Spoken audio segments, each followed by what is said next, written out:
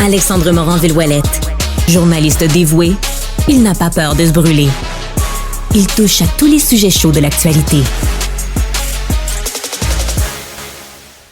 OK, là, je vous avertis tout de suite, ça va m'en prendre beaucoup, cette entrevue-là. Je donne un mandat très, très lourd à ma prochaine invitée parce que on va parler d'une bestiole, d'un animal que j'affectionne pas particulièrement dans la vie de tous les jours. Que des gens peuvent trouver bien cute, mais moi, ici à Cube, mes collègues le savent, c'est comme ma hantise, c'est comme ma haine est dirigée vers cette espèce-là, les écureuils. Là, je parle pas des écureuils, là, des beaux écureuils dans le fond du bois au Québec. Non, non. Là. Les écureuils montréalais vicieux qui viennent manger mes lumières de Noël puis mes chaises. Mais Stéphanie Daigle est une bénévole pour Écureuil Land, un organisme qui sauve des bébés écureuils puis qui leur permet de passer l'hiver pour ensuite être relâchés dans la nature. Madame Daigle, bonjour. Bonjour, Alexandre. Écoutez, là, je voulais pas vous faire peur en introduction parce que là, je vous le dis, je veux me réconcilier avec les écureuils. On est le 24 décembre, c'est la veille de Noël, c'est l'heure de faire la paix avec ses ennemis. Et j'ai envie que vous me donniez envie d'aimer les écureuils. Vous, d'où ça vous est venu, cet intérêt de vous proposer comme bénévole pour Écureuil Land? Comme bénévole, c'est suite à ma découverte d'une petite portée de bébés écureuils qui avaient perdu leur maman.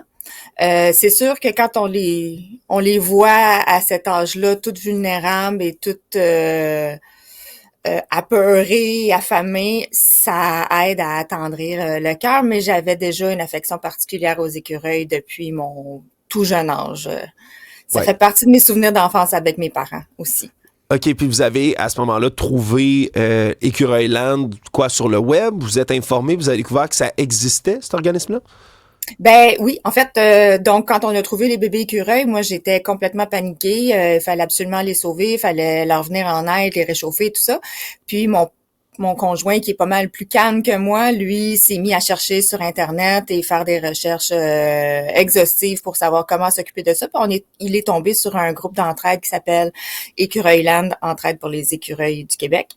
Donc dans ce groupe-là, on a un guide pour savoir toutes les mesures à prendre pour s'occuper des bébés écureuils, que ce soit pour les soins d'urgence lorsqu'on les trouve ou quand on décide de s'investir vraiment puis de faire le processus jusqu'au bout. Donc, toutes les étapes, comment s'en occuper comme il faut pour qu'ils reprennent leurs instincts d'écureuil et qu'ils soient relâchés en nature. Oui, parce que je suis content que vous m'ameniez là-dessus parce qu'il y a un processus super rigoureux, bien organisé. J'ai été sincèrement surpris, je connaissais pas du tout l'organisme, puis là, en m'informant, puis en regardant ce que notre collègue Louis-Philippe Messier du Journal de Montréal a écrit là-dessus aujourd'hui, j'ai été surpris de voir le niveau d'organisation, vraiment. Expliquez-nous comment on fait ça, là, être bénévole pour Écureuil Land. Ah, ça, c'est facile parce qu'on en manque toujours. Donc, quand on se retrouve, on peut faire une demande pour être sur le groupe d'entraide Écureuil Land sur Facebook. Et puis, là-dessus, il y a le guide et puis il y a aussi toute une communauté d'entraide de personnes qui sont soit très expérimentées, soit novices ou même complètement nouveaux ou vraiment...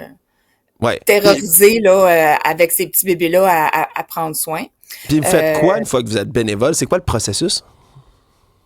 Il faut s'occuper des petits bébés puis suivre le guide. Ça, c'est super important. Il faut, les nourrir à la seringue avec une solution de réhydratation au départ et ensuite, on s'en va sur le lait la formule en poudre et puis évidemment il faut les jumeler, faut s'assurer qu'ils soient plus qu'un écureuil dans la cohorte pour qu'ils retrouvent leur instinct et qu'ils deviennent pas humanisés et qu'après ça quand ils sont relâchés deviennent un problème pour le voisinage. Oui, parce que ça peut être un problème pour le voisinage. Là. Puis, je suis allé très fort, Madame Daigle, là, parce que chez nous, les écureuils, ils bouffent tout ce que j'ai dans ma cour. Ils pètent toutes mes lumières, ils grugent mes chaises, ils rentrent dans les murs, ils grugent mes fils électriques. Moi, je suis en conflit avec les écureuils. Mais vous, dans votre coin, ils vous aiment, ils vous dérangent pas, tout ça passe bien? Oui. tout se passe bien parce que ils ont tout ce qu'il faut pour se nourrir dans la nature. Je reste pas à Montréal personnellement. Il y a des arbres, il y a des parcs, il y a des espaces verts, il y a des fruits dans les arbres et tout ça, donc ils peuvent faire toutes leurs réserves qu'ils ont besoin.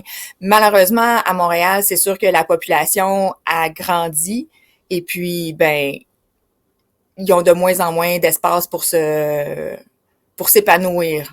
Ouais. Mais dans le voisinage, peut-être que c'est signe qu'il faut que vous en veniez en banlieue, Alexandre.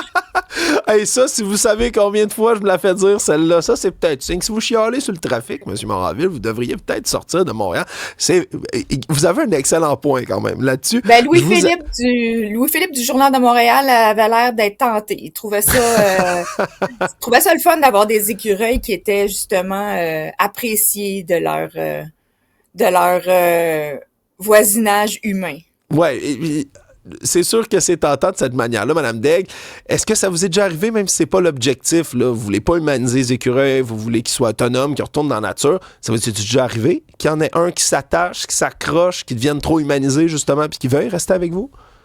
Oui, ça m'est arrivé. Puis je pense que c'est important aussi de le dire parce que c'est pas juste des histoires de sorcières puis faire peur aux gens.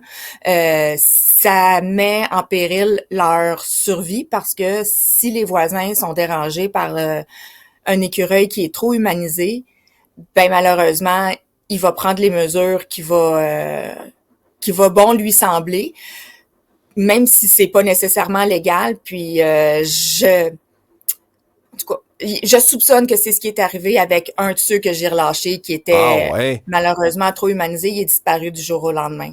Mais effectivement, il était problématique. Je l'ai encore, j'ai encore le cœur gros suite à ça parce que j'ai fait une erreur. Et puis, OK, vous l'avez comme trop humanisé. Que ça se reproduise plus. OK, vous soupçonnez qu'il y a quelqu'un qui avait le tempérament encore plus court que le mien puis qui s'est tanné de l'écureuil dans le voisinage? C'est ce que je vous entends dire en ce moment? Oui, je pense que c'est ce qui est arrivé. Puis je peux pas l'en vouloir à cette personne-là parce que si bon, on sort pour faire du barbecue puis que l'écureuil nous tourne autour puis qu'éventuellement il se jette sa grille, c'est sûr que ça fait peur, hein. Il sait pas lui que c'est dangereux. Fait que oui, éventuellement il est disparu. Fait que je pense que c'est ce qui est arrivé, mais j'en veux pas à la personne. J'aurais peut-être aimé qu'il m'approche, qu'il ait le courage de m'approcher pour m'en parler avant de le faire. Et puis, j'aurais certainement pris les mesures en conséquence. Donc, soit l'éloigner de la banlieue, puis l'amener dans un autre endroit, refaire le processus au complet. Donc, c'est beaucoup de troubles pour tous les efforts que j'ai mis pour la réhabilitation de cet écureuil-là avec ses copains. Ça finisse comme ça, c'est triste. Puis, malheureusement, ça arrive. Ça arrive souvent quand on fait une erreur de parcours avec la réhabilitation. Faut faire attention, faut suivre le guide, les consignes. Ça n'a pas l'air d'un processus facile, hein? Donc avis aux gens qui veulent sauver des bébés écureuils, vous pouvez le faire. Suivez bien le guide, suivez ce qui est prescrit, parce que ça n'a pas l'air d'être une tâche facile, mais heureusement que vous, un bon samaritain, bonne samaritaine des écureuils sur la Rive-Sud, je vous avoue, prochaine fois que je vais visiter mes parents en banlieue, je vais peut-être commencer à prendre soin des écureuils. Ça me réconcilie un tout petit peu. Qui sait, c'est l'esprit de Noël. Je vais peut-être aller laisser des petits cadeaux. Non, faut pas nourrir, j'allais dire, donner des petits cadeaux à mes écureuils dans le cours. Faut pas que je les nourrisse, pardonnez-moi. Je vais aller leur souhaiter mes meilleurs vœux de Noël dans ce cas-ci. Ça va être mieux. Stéphanie Daigle, merci beaucoup d'avoir été là. Je rappelle que vous êtes bénévole pour Écureuil-Land. Vous nous amenez sur un sujet qui est assez inusité. Merci. Au plaisir, puis joyeux Noël. Merci. Au revoir.